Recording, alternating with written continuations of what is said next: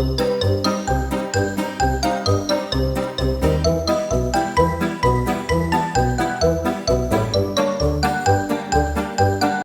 காலத்தில் ஒரு பெரிய காட்டில் ஒரு சிங்கம் பழக்கப்படி காலை உணவுக்குப் பிறகு தூங்கிக் கொண்டிருந்தது.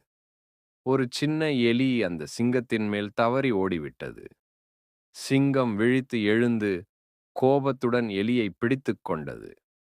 எலி கெஞ்சிக் கேட்டது, சிங்கச்சாமி, என்னை விட்டு விடுங்கள். நான் ஒரு நாள் உங்களுக்கு உதவியாக வருவேன். சிங்கம் சிரித்தது. நீ என் மாதிரி பெரிய சிங்கத்திற்கு எப்படி உதவ முடியும்? என்றாலும் சிங்கம் தயவுக்காக எலியை விட்டுவிட்டது. ஒரு நாள் சிங்கம் வேட்டைக்காரரால் பிடிக்கப்பட்டு வலையில் சிக்கிக் கொண்டது. அது பலமாக முழங்கியது. அருகில் இருந்த எலி அதை கேட்டு ஓடி வந்தது. அதன் கூர்மையான பற்களால் வலை கிழித்து சிங்கத்தை விடுவித்தது. பாடம்: சிறியவர் என்றாலே பலமற்றவர் அல்ல,